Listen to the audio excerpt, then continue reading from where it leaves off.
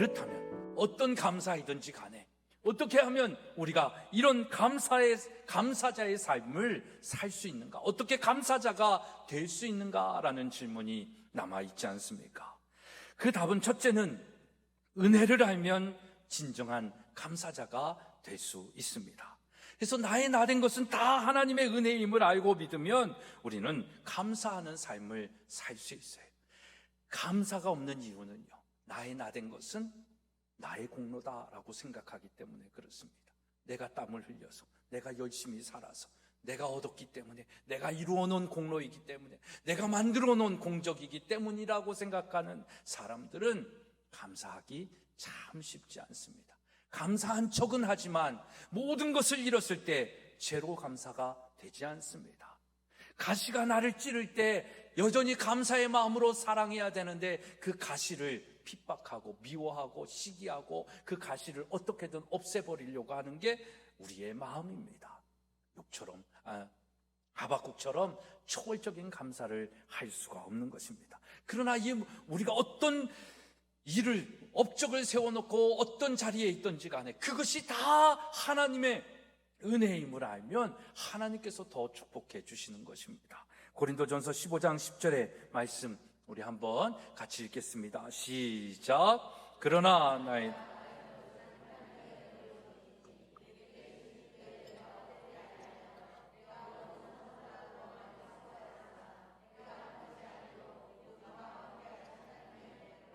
내가 더 많이 수고하였지만 그 수고함마저도 하나님의 은혜다라는 것입니다. 여러분, 예수 믿고 여호와를 경외하며 성령의 은혜를 아는 자가 되면 그래서 행복합니다. 변화되지 말라 그래도 변화되는 거예요. 그 변화의 역사 속에 우리의 삶에 크고 은밀한 일들이 드러나고 나타나는 거예요. 변화되지 못했기 때문에 그 은혜로 사는 것이 아니라 나의 의로, 나의 공적으로 살려고 하니까 그 하나님의 크고 은밀한 일들이 우리의 삶 속에 지금 드러나고 나타나지 않고 있는 것입니다. 하나님의 생각이 여러분들을 향한 그 미래와 그 평강이, 그 은혜가 나타나기만 해보세요. 우리의 삶이 어마어마한 삶입니다. 여러분들의 존재가 어마어마한 존재다라는 것이죠. 근데 그 은혜를 깨닫지 못하면 그걸 누리지를 못하는 거예요. 여러분, 이 은혜를 알고 믿으며 감사하는 자가 되어 행복하기를 축복합니다. 둘째는 감사하는 자가 되려면은 감사를 방해하는 요소들을 제거해야 됩니다. 이 책에서는 그걸 세 가지로 얘기를 하는데, 첫째는 욕심이고, 둘째는 비교의식, 셋째는 염려입니다. 여러분, 욕심은 감사와 공존할래야 공존할 수가 없습니다. 욕심은 사탄에게 속한 것이고 감사는 하나님께 속한 것입니다. 근데 욕심은 뭐예요? 할 수 없는데 하고 싶어 하는 마음입니다. 이 국어 사전에 찾아보면 이렇게 설명하고 있어요. 분수에 넘치는 일을 하려고 하는 마음, 할 수 없는데 하고자 하는 마음이다라고 분명하게 설명하고 있어요. 피조물은 피조물로 살아가야 되는데 피조물이 하나님처럼 자기 멋대로 자기 하고 싶은 대로 살려고 하는 분수에 넘는 마음, 그게 욕심이에요. 그러니까 우리가 살아가면서 그 마음을 가지고 살아가는데 그것이 채워지지 않으니까 불평불만하는 거 아닙니까? 그래서 욕심이 잉태하여 죄를 낳고 죄가 장성하여 사망에 이르는 것입니다. 여러분, 욕심은 그래서 우리의 영혼을 죽이고 이 세상에서 감사하며 행복하게 사는 우리의 삶을 빼앗아가는 나쁜 생각이고 우리 인생의 적인 것입니다. 이 욕심을 이기는 방법은 무엇일까요? 자족의 은혜를 아는 것입니다. 빌립보서 4장 11절로 13절의 말씀을 보면 바울은 이렇게 얘기합니다. 나는 자족하기를 배웠노니 비천에 처할 줄도 알고 풍부에 처할 줄도 알아. 모든 일 곧 배부름과 배고픔과 풍부와 궁핍에도 처할 줄 아는 일체의 비결을 배웠노라. 이 자족의 은혜를 아는 자는, 이 자족의 은혜를 아는 나는 내게 능력 주시는 자 안에서 모든 것을 다 할 수 있다 라고 고백을 하는 것입니다. 여러분, 이 자족의 은혜를 가지고 정말 모든 것이 가능한 자의 삶을 살아가기를 축복합니다. 그러면 여러분 안에 있는 욕심을 버려야 됩니다. 교만을 죽여야 됩니다. 그래야 여러분들이 은혜를 아는 자가 되는 거예요. 그 은혜를 아는 자가 어떠한 형편에서도 하나님을 감사하고 찬양하며 예배자의 삶을 사니까 전능하신 하나님이 그의 손을 붙잡으시는 거예요. 그와 동행하시는 거예요. 그래서 하는 일마다 잘되게 하시는 거예요. 내게 능력 주시는 자 안에서 내가 모든 것을 다 할 수 있다라고 고백하며 살게 하는 거예요. 이런 사람이 되는 것이 얼마나 기가 막힌 인생의 축복입니까? 이건 다른 사람이 할 수 있는 것이 아닙니다. 자족의 은혜를 알고 어떤 상황 속에서도 초월적 감사와 가시의 감사와 제로의 감사를 하면서 사는 자에게 주시는 능력입니다. 그 능력이 저와 여러분에게 있기를 주님의 이름으로 축복합니다.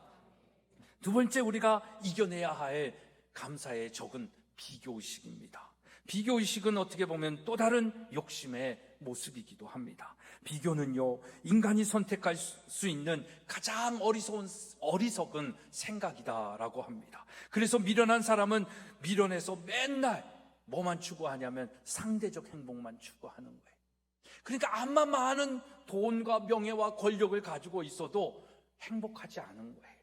불행한 거예요. 불안한 거예요. 누군가 자기를 추격해 오는 것 같고, 누군가 나를 끌어내고 자기의 자리를 탐하고 있는 것 같고, 불행한 거예요.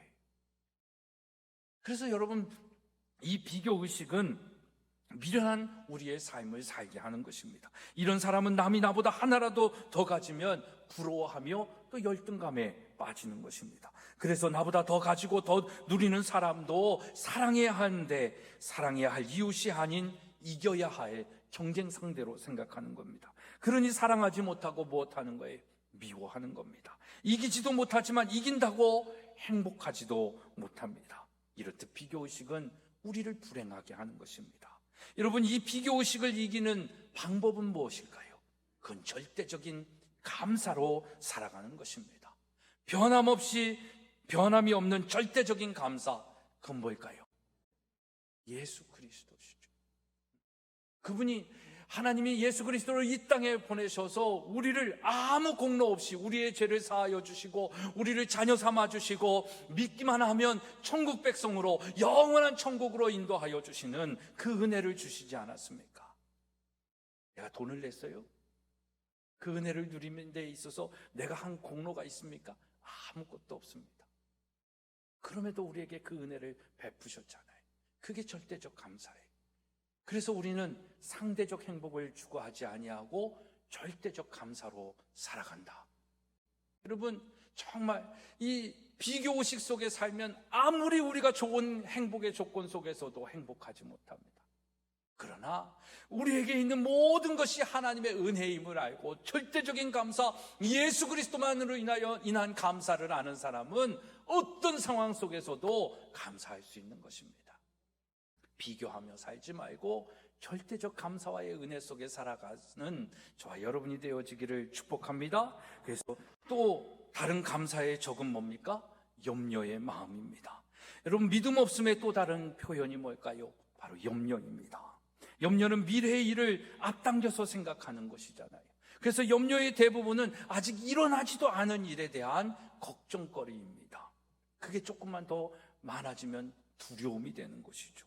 이런 생각은 내 삶의 주인이 하나님이 아닌 나라고 생각하는 자들에게 오는 그런 불안함입니다. 그러나 내 인생의 주인이 내가 아니라 하나님이심을 믿는 사람들은 무엇을 하겠습니까? 염려하지 않고 감사하며 기도와 간구로 하나님께 아뢰는 것입니다. 그래서 빌립보서 4장 6절의 말씀이죠. 우리 함께 읽겠습니다. 시작.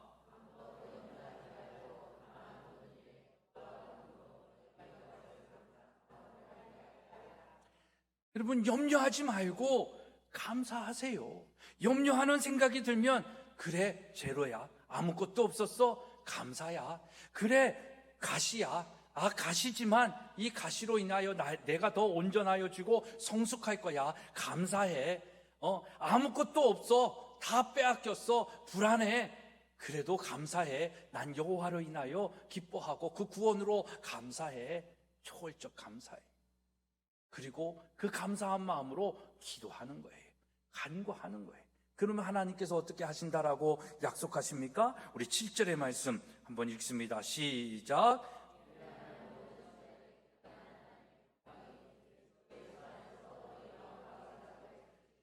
여러분, 감사함으로 하나님 앞에 아뢰고 기도하면 하나님이 우리의 마음을 지키시고 평강으로 인도하여 주실 줄로 믿습니다. 그리스도인은요, 이 힘으로 사는 거예요. 그리스도인은요, 이 은혜를 가지고 사는 사람들이에요. 그러니까 세상 사람들과 다르죠. 염려하며 두려워하며 걱정하며 불평불만하면서 사는 것이 아니라 그런 상황이 있음에도 불구하고 감사함으로 하나님께 아뢰는 거예요. 그러니까 불평불만, 두려움, 염려, 근심, 걱정의 마음에 하나님의 샬롬이 임하는 거예요. 하나님의 평강이 임하는 거예요. 그러니까 웃을 수 있는 거예요. 그러니까 죽음 앞에서도 미소 지을 수 있는 거예요. 남들이 어떻게 하는 상황 속에서도 불안해하지 않는 거예요. 그게 그리스도인입니다. 여러분, 우리 삶에 있는 모든 염려와 근심을 이기는 방법, 감사함으로 기도하는 것입니다. 예수님도 우리에게 이 비밀을 알려주지 않으셨습니까? 마태복음 6장 31절로 33절에 보면, 그러므로 염려하여 이르기를 무엇을 먹을까, 무엇을 입을까, 무엇을 마실까 하지 말라. 이는 믿지 않는 이방인들이 구하는 것이다. 너희는 하늘 아버지께서 이 모든 것이 너희에게 있어야 할 줄을 아시는 걸 알지 않느냐. 그러므로 이 땅의 것을 구하지 말고 먼저 그의 나라와 그의 의를 구하면서 살아라.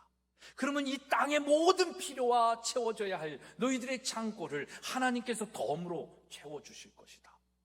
여러분, 이 땅의 재물과 명예와 이런 것들은요, 우리가 살아가면서 덤으로 받아야 되는 것이지 그게 우리 인생의 본질이 아닙니다. 우리의 인생의 목적은, 본질은 하나님이세요. 그래서 그 하나님을 잘 믿고 섬기는 것이 이 모든 것을 덤으로 누리는 거예요. 여러분, 마지막으로 감사하는 자의 삶을 사는 방법은, 그래서 감사의 삶을 연습해야 합니다. 초월감사, 가시감사, 제로감사는 누구나 할 수 있는 것이 아닙니다. 이런 극한 상황 속에서의 감사는 평소의 삶 속에서, 일상생활 속에서 모든 것이 하나님의 은혜임을 고백하면서 감사하고 평범한 것들에 대하여 감사하는 훈련과 연습이 된 사람이 할 수 있는 것입니다. 하루아침에 욥이 되고 하루아침에 바울이 되고 하루아침에 하박국이 되는 것은 결코 아닙니다. 그들은 일상생활 속에서 하나님을 바라보며 모든 것이 하나님의 은혜임을 알기 때문에 이 평범한 속에서도 날마다 감사한 거예요. 그 감사의 연습과 훈련이 어려운 상황 속에서도, 모든 것을 잃은 상실의 순간 속에서도, 전쟁과 고난이 닥치는 그 어려움 속에서도 감사할 수 있는 믿음이 된 것입니다. 바울은 디모데전서 4장 7절에 이렇게 얘기합니다. 망령되고 허탄한 신화를 버리고 경건에 이르도록 내 자신을 연단하라 라고 얘기합니다. 연단하라는 말은 훈련하라는 말입니다. 그래서 개역 성경에는 연습하라 라고 말씀하고 있습니다. 범사에 감사하는 것도 여러분 연습해야 하는 것입니다. 감사할 수 없을 때도 감사하는 연습, 감사할 수 없을 때 감사하는 것은 내가 하나님께 인정받을 수 있는 기회이며, 또 하나님을 영화롭게 하고 감사의 제사를 드릴 수 있는 기회인 것입니다. 그래서 여러분, 감사의 훈련과 연습을 해야 돼요. 그래서 이번 해부터 우리 아이들도 감사 노트를 작성하고 있어요. 하루에 3가지씩 감사를 쓰는 겁니다. 아직 잘 훈련이 돼 있지 않은 친구들도 많은데, 그렇게 쓰다 보면 그게 연습이 되고 감사의 생각을 하고 감사의 제목을 적다 보면 이것도 감사하구나, 저것도 감사하구나. 그래서 나중에 인생의 위기가 닥쳤을 때도 여전히 감사할 수 있고, 그 감사의 믿음을 보시고 하나님께서 더 큰 축복을 주실 줄로 믿습니다. 사랑하는 여러분, 감사하며 행복하면 감사하는 것이 아니라 감사하면 행복한 것입니다. 감사하며 사는 하루하루가 우리를 행복하게 할 것입니다. 지금 우리의 삶의 형편이 어떤 상황일지라도 감사하면 행복할 줄로 믿습니다. 여러분, 그래서 세상에서 가장 아름다운 말이 감사라고 얘기합니다. 노래는 부를 때까지 노래가 아닙니다. 종은 울릴 때까지 종이 아닙니다. 사랑은 표현할 때까지 사랑이 아닙니다. 축복은 감사할 때까지 축복이 아니다라고 했습니다. 여러분, 행복하고 싶으십니까? 감사하시기를 주님의 이름으로 소망하며 축복합니다.